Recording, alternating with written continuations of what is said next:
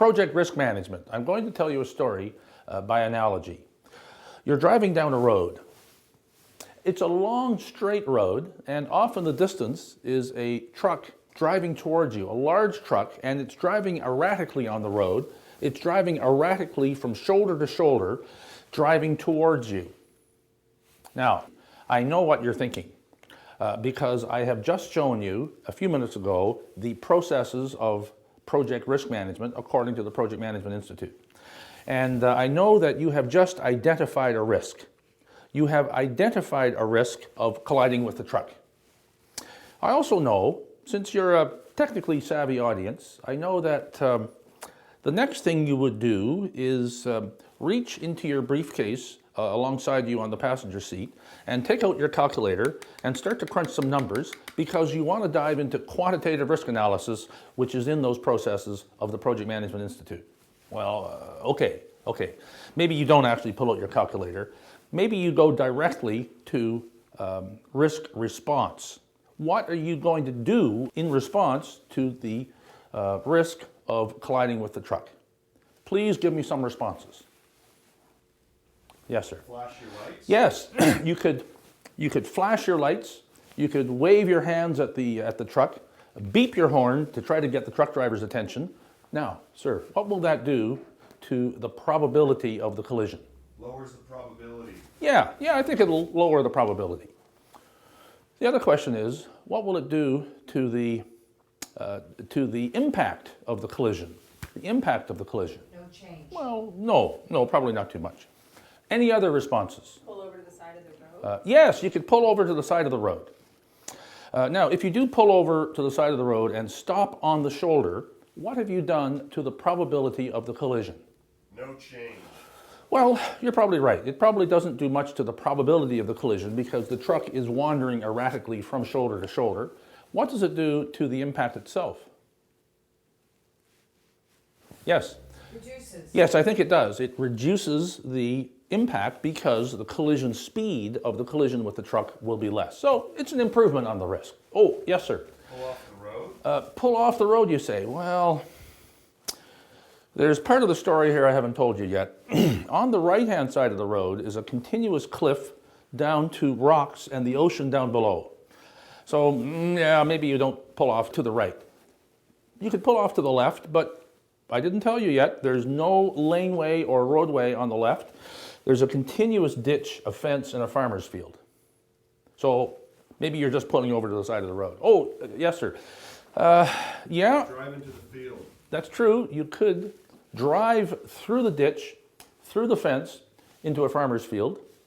What will you do to the probability of the collision? Lowers the probability. Yeah, probably it's gone away. But, yes, there's a cost to that collision. There's the damage you would do to your car driving through the ditch, through the fence, into the farmer's field. And look at that car. You don't want to damage that car. Now, actually, I'm always curious.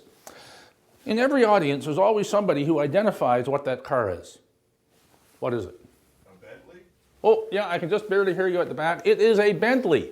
Who knew? I didn't know Bentley had a convertible sports car. It's a Bentley Continental convertible. For some strange reason, it's always a guy in the audience who identifies what that car is. May I have some other responses? Turn it on. Oh, you'd like to turn around. Well, yeah, I know you'd like to turn around, but it actually is a pretty narrow road. It doesn't give you much turning radius, and actually you're not driving a Bentley Continental. I just happen to have that up there on the slide. You're actually driving a 1970s vintage Dodge Monaco. Oh, I used to have one of those, 18 feet long, white vinyl roof. It was beautiful until you get rust underneath the vinyl roofs, which always happens. It's got a long turning radius. You're not going to be turning around quickly. What you could do, though, is slam on the brakes, put it in reverse, and drive off as fast as you can backwards. In that case, what have you done to the probability? Reduces. Yeah, okay, you think you've reduced the probability. You think you've increased the probability. What about the collision if you do collide with the truck? Well, I guess it would be less because you're actually moving away from the truck. Different risk. Oh, yes. It's true. You do generate other risks. You've generated what project risk management calls a secondary risk, which is the risk of driving into the traffic coming behind you or driving off that cliff in response to the first risk. But still, it's something that you could think of. Actually, you know, there's another secondary risk here. I just found out recently. I found out through personal experience that driving backwards on a public highway in Ontario is actually illegal. But officer, I missed my ramp. I was just backing up a couple of 100 feet. I got off with a warning. Okay, let's hear some other responses to what you could do. Oh, you say you want to speed up. Okay, so you're going to speed up. You're going to go faster. You're going to get the adrenaline running. You're going to dash around the truck. Very good. I guess that is quantitative risk analysis. You've calculated the sine curve of the movement of the truck. What have you done to the probability of the collision? Increase. Oh, you think he's actually increased the probability. And what have you done to the impact if you do collide with the truck? More. Yeah, it's going to be more. Now, okay, that's a silly story.